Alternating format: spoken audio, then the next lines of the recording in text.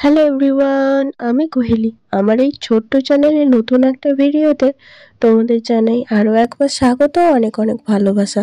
আশা করছি সবাই ভালো আছো আর আমিও বেশ ভালোই আছি। অনেকদিন পর একটা বড় ভিডিও নিয়ে চলে এসেছি। এই বাচ্চা কাচ্চা সামলে আর বড় ভিডিও আপলোড করাই হয় না, প্রায় 2 মাস হয়ে গেল মনে হচ্ছে বড় ভিডিও আপলোড করিনি। আজকে 3টে নভেম্বরের 24 তারিখ আর এখন বাজে ঘড়ি কাটে সকাল 6:30। তো ওই যে প্রথমে দেখালাম, ছেলে আমার এখন ঘুমোচ্ছে। এই ফাঁকে চলে এলাম চা করতে। আমাদের বাড়িতে সবসময় দুধ চাই হয়ে থাকে, আর লিকার চাই তো কোনো বালাই নেই। আমরা সবাই দুধ চাটাই পছন্দ করি খেতে। তো সকাল সকাল শাশুড়ি মা বাজার নিয়ে চলে এসছেন, আর আমাদের বাড়িতে বাজারটা প্রায় সকালেই হয়। তো বাজার এসে গেছে দুধ, তার সাথে দেখালাম পাউরুটি। হ্যাঁ, ওই দুধ চা করব, আর ওই যে পাউরুটিগুলো এনেছে ওগুলোকে ভালো করে তাওয়াতে সেঁকে নেব। বাচ্চা নিয়ে একা একা বড় ভিডিও শ্যুট করাও হয় না আর আপলোডও করা হয় না। তো অনেকদিন পর একটা বড় ভিডিও শ্যুট করেছি আর সেটাই আপলোড করব। তো আমার এই চ্যানেলের নামটা আগে অন্য ছিল, আর এখন যেহেতু আমার ছেলেরই প্রায় ভিডিও আপলোড হয় তাই জন্য চ্যানেলের নামটা আমি চেঞ্জ করেছি। তো আমার ছেলের নাম যেহেতু রুদ্রিক, তার জন্য চ্যানেলের নামটা চেঞ্জ করে রেখেছি মাম্মাস রুদ্রিক। তো তোমরা যারা যারা আমার ভিডিও দেখো তারা তো একটা লাইক আর কমেন্ট করবেই, আর যারা যারা এই ভিডিওটার মাধ্যমে নতুন আমার চ্যানেলে এসেছো তাদেরকে বলছি প্লিজ চ্যানেলটাকে সাবস্ক্রাইব করে দেবে। ওইদিকে চাটা বসিয়েছি, দুধটা গরম হচ্ছে, আর তার সাথে সাথে দিয়েছি চা পাতা। তো আমার শাশুড়ি মা যেহেতু সুগার, তার জন্য প্রথমে চাটা গড়িয়ে নিয়ে ওই সুগার ফ্রি গোল্ড একটা বড়ি দিয়ে তারপরে আমাদের চিনি দেওয়া হয়। এই যে কথা বলতে বলতে আমার চা আর পাউরুটি এখানে রেডি হয়ে গেছে, আর শাশুড়ি মার চাটা আগে দিয়ে এসেছি। তো চা খাওয়ার পর চলে এসেছি ওপরে, আর আমার ছেলে এখন উঠে গেছে। তো সেই ভাগে বিছানাটা তুলে নিচ্ছি। আগে যখন একা একা থাকতাম তখন মশারি টশারি টাঙানোর কোনো কথা ছিল না, এমনি জাস্ট একটা বালিশ নিতাম, বিছানাটা ঝেড়ে শুয়ে পড়তাম। কিন্তু এখন তো সেটা আর হয় না। কোথায় একটা মশার কামড় ছেলের গালে বসাবে সেই ভেবে মশারিটা টাঙিয়ে নিই। আর সারা রাত তো গুড নাইটের ওই মশা মারা তেলেও তো ছেলেকে রাখা ঠিক নয়, ওর গ্যাসটাও তো ভালো নয়, তার জন্য মশারিটা টাঙিয়ে নিই। আর বিছানার মধ্যে শুধু কি আর মশারি, কত রকমের এখন বালিশ, তারপরে ওর ছোট ছোট যে সব টয়গুলো কিনেছি ওইগুলো থাকে, আর কত কাঁথা, এগুলো সব গোছাতে হবে।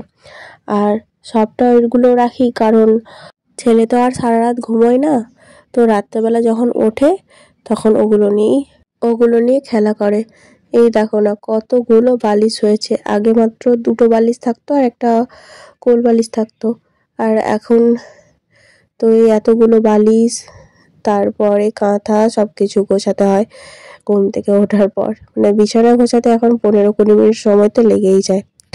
আর আমার হাতে যে গাছটা দেখতে পাচ্ছ, ওই গাছটা আমি নতুন এনেছি, ওটা একটা ইনডোর প্ল্যান্ট। তো নতুন কিনে এনেছি, আর টবটাও কিনে এনেছি এই জানলাটায় ঝোলাবো বলে, কিন্তু কেমনভাবে রাখবো সেটা ঠিক বুঝতে পারছি না।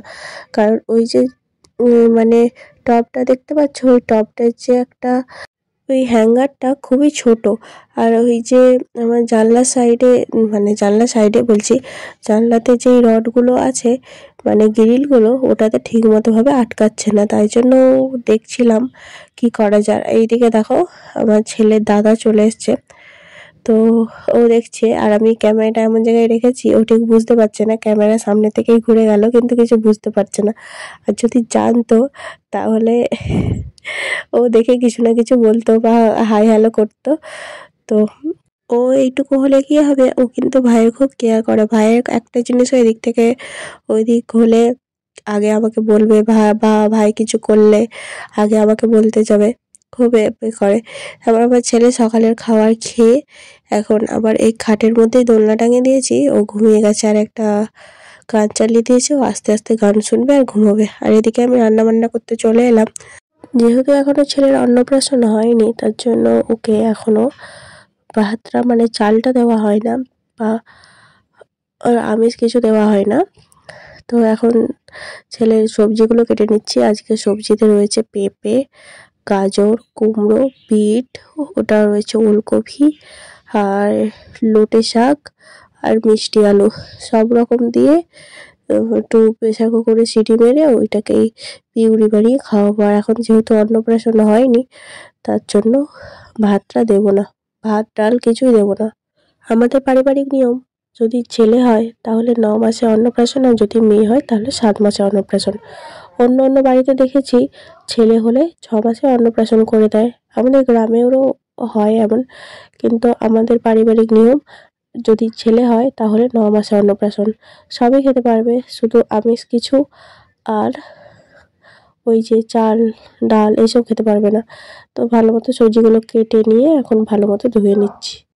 আর আমার ছেলে তো 8 মাস কমপ্লিট হয়ে গেছে, আর এটা 9 চলছে। তো আর কিছুদিন পরেই, মানে আজকে 24 তারিখ, 30 তারিখে আমার ছেলের অন্নপ্রাশন। মানে ওই একটা মন্দিরে গিয়ে ওর অন্নপ্রাশনটা হয়ে যাবে, আর অনুষ্ঠানটা ডিসেম্বরের 21 তারিখ নাগাদ হবে। আর তোমরা যারা আমার শর্টস দেখো তারা তো জানোই আমার ছেলের অন্নপ্রাশনের কার্ড রেডি করা হয়ে গেছে, আমি শর্টসে দিয়েছিলাম।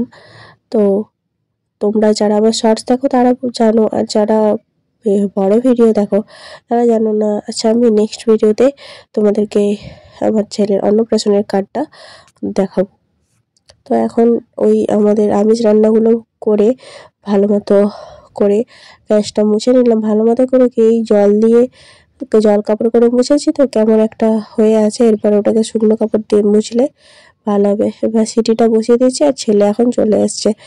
এখন আজকে না বাইরে খুব মানে মেঘলা মেঘলা আর ঠান্ডা বাতাস দিচ্ছে, তাই জন্য এখনো সোয়েটারটা খুলিনি। এই যে রান্নাঘরে বসে আছি, ওই যে ওখানে প্রেসার কুকারে সিটি পড়ছে, আর এখানে এই যে একজন ভয়ে ভয়ে ভয়ে দেখি, ভয়ে মুখটা দেখি, উড়ে বাবরি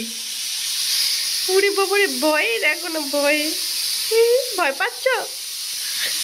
আগে যখন গরমকাল ছিল তখন সকালবেলা ঘুম থেকে উঠেই কাচাকুচিটা সেরে নিতাম, কিন্তু এখন আর সেটা হয় না, কারণ সকাল সকাল জলের কাজ করতে ইচ্ছা হয় না। তাই এখন রান্না বান্না সেরে কাচাকুচিটা করতে এলাম। এই কাচাকুচি করব, নিয়ে স্নানটা প্রায় সেরে নেবো। আমার রোজ দিনই প্রায় এত কাচাকুচি পড়ে, কিচ্ছু না, আমার ছেলের জিনিস আর আমার যেটা পরে থাকি সেটাই, একটা শাড়ি বা একটা কোনো নাইটি বা সেটাই। কিন্তু ছেলেরই 1 বালতি 1 গামলা করে রোজ দিন বেরোয়, তো রোজের দিন রোজ ধুয়ে ফেলি। এই যে কাচাকুচিটা সেরে স্নান করে এখন চলে যাব পুজো করতে। পুজো হয়ে গেলে আমার ছেলেকে আবার খাওয়াতে হবে। ঠিক এখন বাজে ঘড়ি কাটে 11:30, আর এখন চলে এলাম খাওয়াতে। তো যেই খাবারটা বানিয়ে রেখেছিলাম ওই সব রকম সবজি তো ওটাকে একটা ছাঁকনির সাহায্যে ভালো করে দলে দলে ওর পিউরিটা বের করে নেব, আর ওটাই খাওয়াবো। তো এখনো মানে এই কুমড়ো টুমড়ো তো এমনি খাওয়ানো যায়, হয়ে যায়, কিন্তু বিট গাজরটা একটু দানা দানা মতো থাকে, ও ঠিক খেতে পারে না, তার জন্য এই ছাঁকনিটাই করে ছেঁকে ওকে খাওয়াই, আর ও এইদিকে খেলতে ব্যস্ত। আর এই খাবারটাতে আমি কিচ্ছু দিই না, না দিই বাটার, না দিই নুন, না দিই হলুদ, জাস্ট এমনি সবজিগুলো সেদ্ধ করে নিই, আর এরকম দলে দলে পিউরিটা বের করে নিই, নিয়ে এবার ওকে খাইয়ে দিই, আর ও সুন্দরভাবে খেয়েও নেয়, কোনো অসুবিধা হয় না। যখন ওর বয়স 6 মাস ছিল তখন থেকে এই খাবারটা আমি ওকে দেওয়া শুরু করেছি, আর দেখছি ভালো মতো ভাবে খেয়ে নেয়।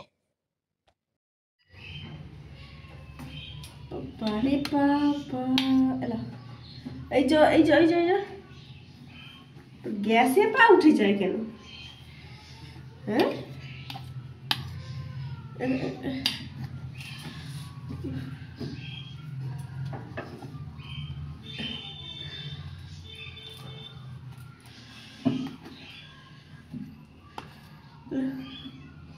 আর জানো তো এই সব পাখি কিন্তু আমাদের বাড়িতেই আছে, কিন্তু এখন ছেলের জন্য আর সময়ের অভাবে আর এদের ঠিকমতো পরিচর্যা করা হচ্ছে না, মানে ঠিকমতো ওষুধপত্র দেওয়া হচ্ছে না টাইমের অভাবে। সবসময় তো ছেলের পেছনেই পড়ে থাকি। নিচে 6টা বদ্রি পাখি রয়েছে, আর উপরে 2টো রয়েছে ককটেল। আরও অনেক পাখি ছিল, কিন্তু আমি বাড়িতে না থাকায় প্রায় অনেকগুলোই মারা গেছে। আর কি করা যাবে। আজকের ভিডিওটা এখানেই শেষ করছি, দেখা হবে নেক্সট ভিডিওতে।